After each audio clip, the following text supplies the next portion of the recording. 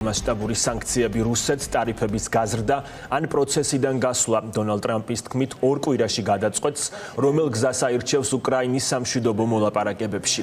ამერიკის პრეზიდენტი კიევში სპეციალურ წარმომადგენელს აგზავნის კიტკელოგი უკრაინის დამოუკიდებლობის დღის აღსანიშნავ ღონისძიებებში მიიღებს მონაწილეობას. ვიზიტი შედგება იმ ფონზე, როდესაც ამერიკა, უკრაინა და ევროპა კიევის უსაფრთხოების გარანტიებს ათანხმებენ.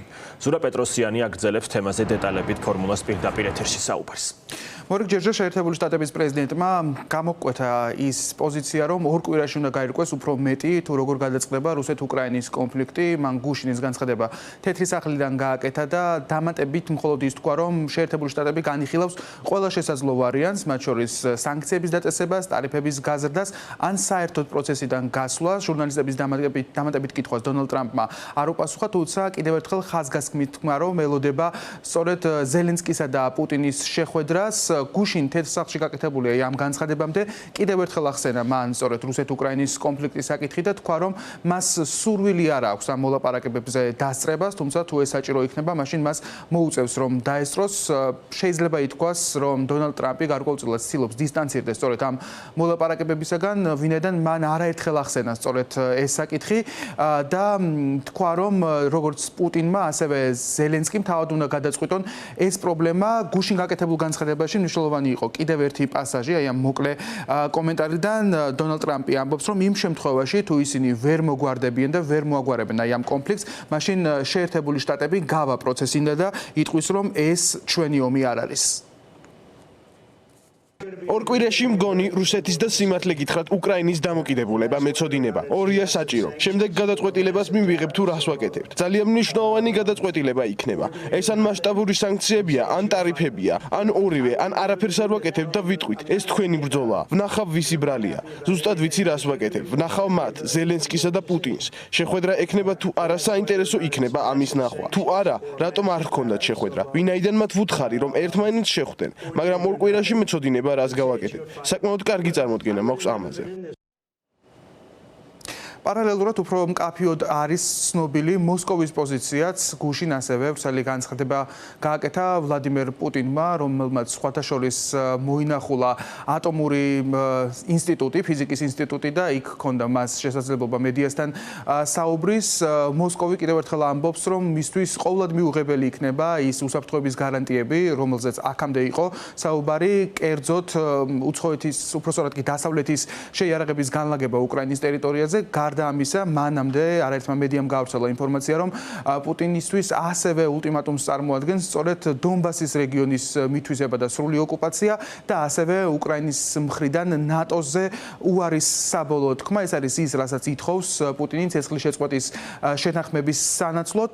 პარალელურად ასევე ცნობილი გახდა ის, რომ მოსკოვი აი ამ შეხვედრას, რომელიც ერთი კვირის წინ მოხდა ალასკაზე, გამოიყენებს და იყენებს უпроსორად საკუთარი პროპაგანდისტული მიზნებისთვის და გუშინაც კრემლმა და პუტინმა სცადეს, რომ აი ეს შეხვედრა გამოიჩინათ ისე, თითქოს ეს არის ურთიერთობების გადატვირთვა შეერთებულ შტატებსა და რუსეთს შორის, მათ შორის პუტინმა კიდევ ერთხელ გამოხატა კმაყოფილება აი ამ შეხვედრით და აი ამ საკმაოდ ვრცელ კომენტარში ქართველი მაყურებლისთვის განსაკუთრებით მნიშვნელოვანი არის ერთი პასაჟი, რომელიც რუსეთის სუვერენიტეტს შეეხება. საინტერესო იმიტომ, რომ ჩვენ ხშირად გვესმის სწორედ ქართული ოცნების მხრიდანაც მსგავსი ნარატივი. პუტინიც ამბობს, რომ ეს ომი არის მხოლოდ და მხოლოდ იმისთვის, რომ რუსეთმა შეძლოს თავისი სუვერენიტეტის დაცვა, ვინაიდან კოლექტიური დასავლეთი, როგორც ის მოიხსენიებს, ყველა დასავლურ ქვეყანას სწორედ ცდილობს, რომ რუსეთს სუვერენიტეტი წაართვას.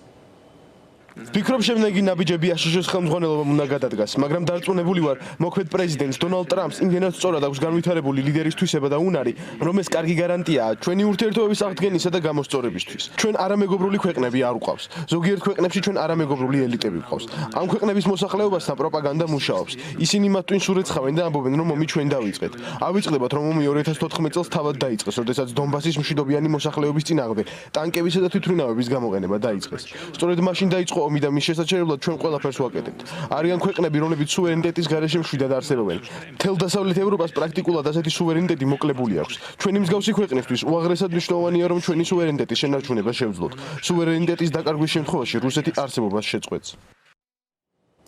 გუშინ ასევე პრესკონფერენცია ჰქონდა ლუკაშენკოს, ალექსანდრ ლუკაშენკოს, ბელარუსის პრეზიდენტს, რომელმაც უპასუხა არა მხოლოდ ბელარუსელ, არამედ უცხოელ მედიასაც კითხვებზე, რა თქმა უნდა, სამი მნიშვნელოვანი კითხვა ისმოდა პრეზიდენტის მიმართ, ეს არის რაზე ესაუბრა ტრამპს, რაზეც ლუკაშენკოს პასუხი არის, რომ მათ საკმაოდ კარგი და მეგობრული საუბარი ჰქონდათ და მასაც აქვს მოლოდინი, რომ ბელარუსისა და შეერთებული შტატების ურთიერთობა ახლა გადატვირთვის ეტაპზეა და მცირე ნაბიჯებით წინ მიიწევს. მეორე კითხვა, რა თქმა უნდა, შეეხებოდა მოლაპარაკებების მინსკში ჩატარების საკითხს.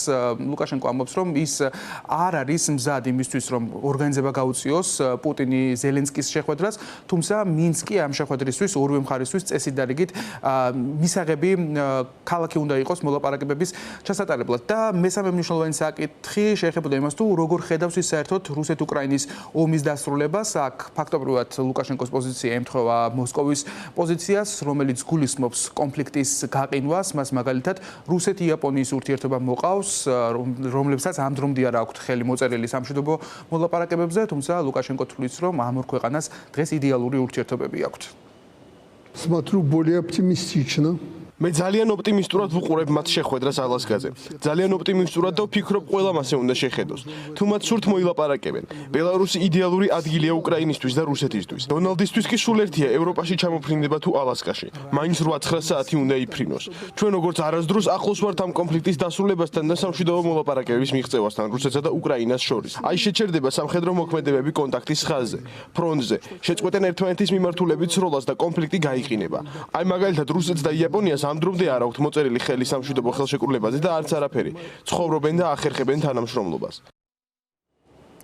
დღეს უკრაინაში, კერძოდ კი კიევში ელოდებიან შეერთებული შტატების პრეზიდენტის სპეციალურ წარმომადგენელს კით კელოგს, ასევე ცოტა ხნის წინ სოციალურ ქსელში ფოტოსურათი დადო აეროპორტიდან მარკ ბერნსმა, რომელიც არის ტრამპის მრჩეველი უკრაინის საკითხებში და მის ამბობს, რომ სამხრეთ კორეიდან სწორედ კიევში მიემგზავრება.